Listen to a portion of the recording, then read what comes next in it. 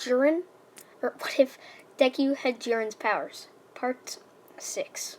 So, last time, Deku and Mirio just beat All for One working together, even though they really didn't need to because of Deku's strength. They still did it, and Deku didn't stop her. So, since he didn't stop her, he found out that teamwork can also work instead of absolute strength. So instead of trusting nobody, he starts to trust more people, as the first person he trusted was Eri and then Mirio. So, after this, Deku starts to realize that he can get way stronger and protect more people if he starts to work together with people. So he starts training with Mirio. So he ends up getting stronger by learning how to fight together in sync, basically. Just how Goku and Frieza did in the Tournament of Power to beat Jiren himself. But I do believe if there was no boundary limit, Jiren would have absolutely destroyed Goku and Vegeta. So, Deku and them end up going back to school to find out that there's a new threat. This just happens to be Frieza, basically. There's a massive UFO hovering around UA. Deku realizes that it must be because of his power level. So he starts to hide it. He instantly pulls Eri over and tells her to hide her power level, as he does as well. He sees Frieza walking down in the ship, and he's like, "What are you doing here?" He's like, "Oh my, I'm here to conquer this planet, put you all under my rule. If not, you all will die." As Deku is like, "What do you mean die?" So Deku is pretty much confused until Frieza pulls up a massive ball. Deku sees this and he's like, "What are you gonna do with that?" As he's like, "Explode the planet." That's when Deku realizes that he's had dreams about this, and he goes Super Saiyan. No, I'm just kidding. So Deku runs at the ball and catches it as he's being forced down, and he's like, "Such power. Never thought anybody could be so close to me, but not close enough." As he takes the ball in one hand and chucks it back at Frieza, who narrowly escapes it, but ends up still having his ship and all of his crew absolutely get incinerated. And Deku is like, "So, you're Frieza, the Emperor of the Universe, huh? Well, I'm gonna put you in your place."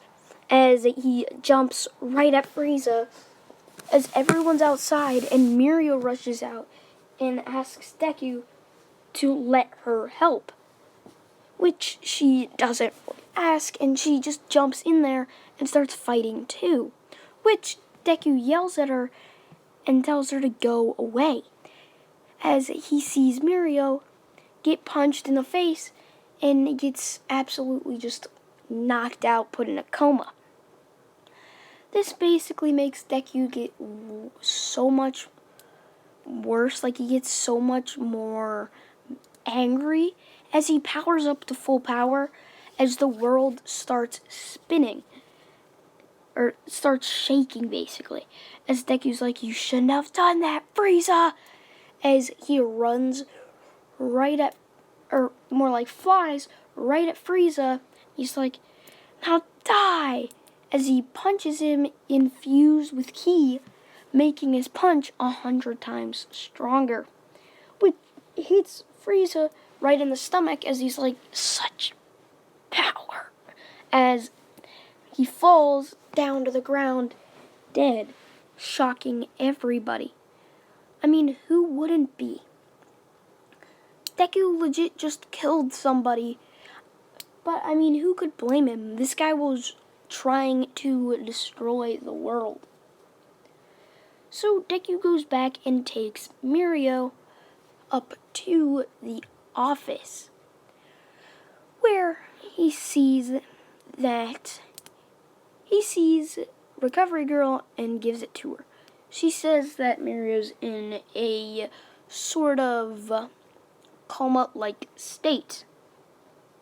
So, once that's over, the next day, Aizawa announces that they will be fighting somebody stronger than all of them, which basically makes all of them kind of excited as they all walk down just to see Deku standing there, smirking, as Bakugo's like, heck yeah, I get to finally destroy him, as Deku just looks up his smirk.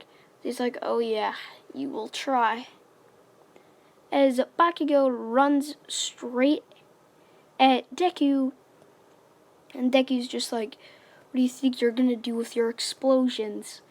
As Deku makes a explosive ki blast and just fires it right at Bakugo, exploding it in his face, which you can tell makes Bakugo pretty angry, as Bakugo's just like yelling at him like, what, why, how'd you do that? As Deku's just sitting there just wondering why Bakugo got so angry.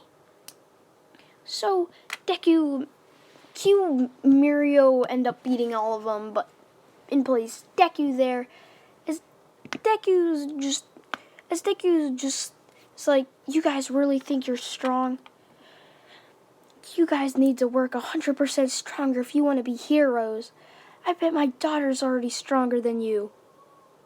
Which a bunch of people are just like, wait, you have a daughter? As Deku just like moves to the side as they see Eri, the kid that Deku helped escape from Overhaul. They're like, what can a little child do? Which Bakugo yelled. Deku obviously is like, see for yourself, Bakuho. Which goes unnoticed by Bakugo, luckily. As Bakugo charges recklessly right at Eri. Eri, being the smart and well-collected person she is, sidesteps and chops Bakugo's neck, defeating him. So the others start charging in, all one by one being punched, kicked, stabbed with ki until everybody is down.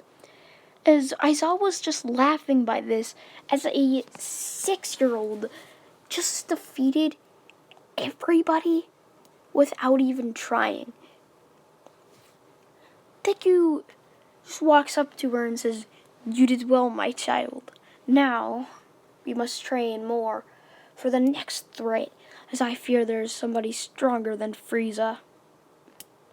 As Deku walks away with Eri on his shoulders, he ends up seeing Mirio walking out of the hospital as she decides to tag along, which she ends up finding out that Deku lives in a treehouse, which is like, whoa, who built this for you?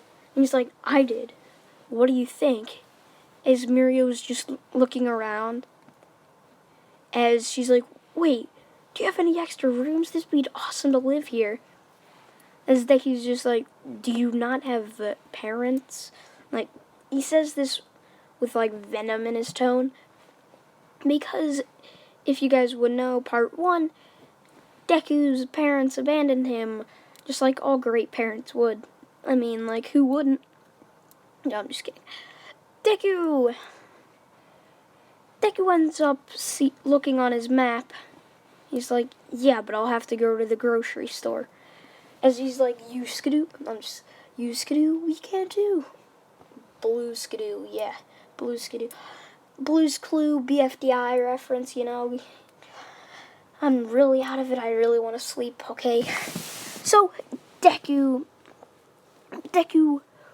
says okay with him as long as Mirio's parents are okay with it. She gets a sad look. It says both of her parents died in a car accident while she was sleeping. Which Deku feels bad as he could have saved her parents. So he's like, oh, of course you can, but I don't have an extra room, meaning you'll have to sleep with either me or Eri. She's like, wait, you don't have a couch or anything? And he's like, as Deku's just like, nope, we got 2 mattresses. One's a king and one's a twin. Which Mirio says, okay, I'll sleep with you. And you guys can already tell where this is sort of going. As Mirio ends up talking to Deku about this, and Deku just says that's why everybody needs to get stronger. If you were stronger, you would have been able to save them. So I will train you, just like I trained Eri. And so they start training Mirio and Ki, meaning that Mirio is going to become the number 2 hero right after Deku, as Deku's obviously going to be number 1 power-wise, but probably not favorite-wise. That'd probably be up to Mirio. So I'm going to leave it off here, guys. I'm really sorry for this really bad episode, if you guys would call it that. And yeah, guys, bye.